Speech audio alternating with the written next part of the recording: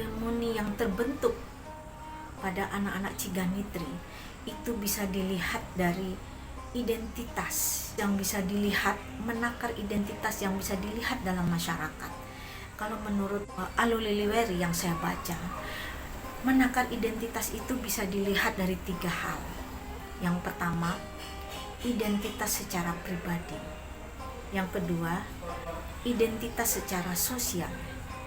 Yang ketiga, identitas budaya. Nah, bagaimana identitas secara hegemoni ini bisa diketahui yang terbentuk pada anak-anak Ciganitri? Identitas pribadi itu merupakan apa yang menjadi latar belakang, apa yang menjadi kebiasaan, apa yang menjadi pengetahuan, apa yang menjadi latar belakang budaya dari Alfianto itu sendiri sebagai koreografer. Kita semua tahu bahwasanya Alfianto sebagai salah seorang dosen yang ada di ISBI Bandung, beliau sudah banyak karya-karyanya. Beliau sebagai seorang koreografer yang berasal dari Sumatera Barat, tidak bisa dipungkiri bahwasanya roh dan kekuatan apa yang dia miliki dari sejak lahir sebagai orang Minang itu melekat di dalam dirinya. Tetapi secara identitas sosial, bagaimana Alfianto hidup di dalam masyarakat Ciganitri, kampung Ciganitri, beliau sangat adaptif, beliau sangat respon, beliau sangat menjadi inspirasi di sekitarnya. Jadi Alfianto itu sebagai koreografer, dia mengangkat potensi-potensi apa yang ada di wilayahnya, yang ada di daerah kampung Ciganitri itu.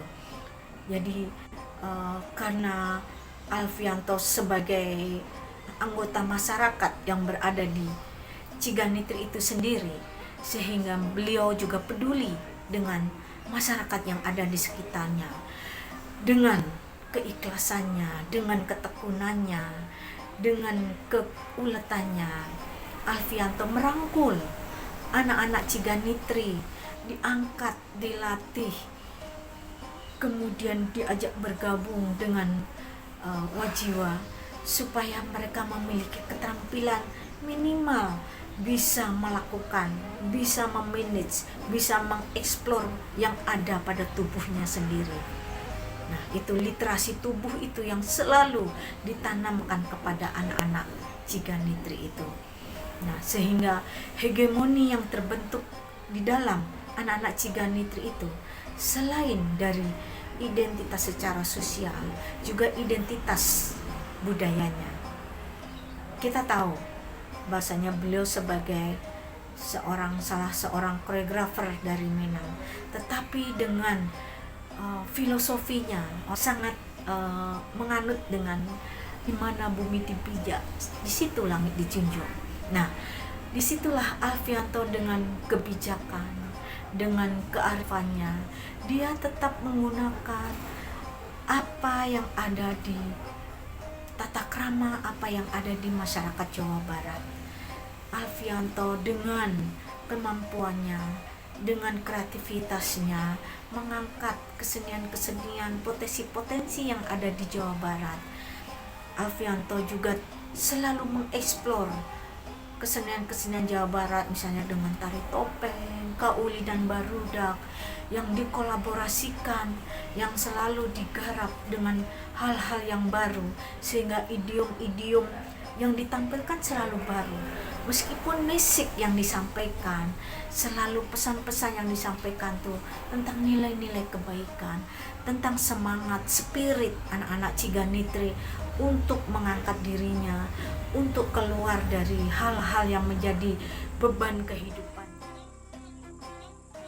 Ciganitri yang nyaris hilang karena akan didirikan mal-mal, kemudian pertokoan dan pusat-pusat keramaian yang ada di sana, sehingga ini menjadi terketuk hati seorang Alfianto untuk mengemukakan protes diri terhadap kepeduliannya terhadapnya anak-anak dan lingkungan yang ada di sekitarnya, supaya perkampungannya ada di Ciganitri, keaslian, kerukunan, bagaimana yang ada di dalam masyarakat Cigantri itu masih terbangun, tidak hilang oleh urbanisasi yang ada di sekitar Cigantri tersebut.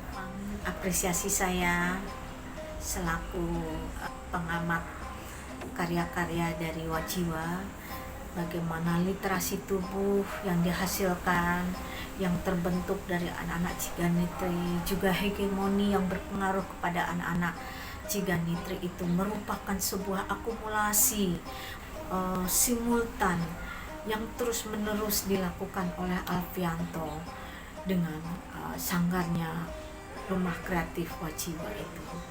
Saya ucapkan selamat kepada Alfianto, juga kepada anak-anak Cigantri yang begitu setia, yang begitu intens berkolaborasi dengan Alfianto, sehingga mereka menjadi penari-penari yang handal, yang tidak kalah dengan mahasiswa-mahasiswa perguruan tinggi seni yang lain.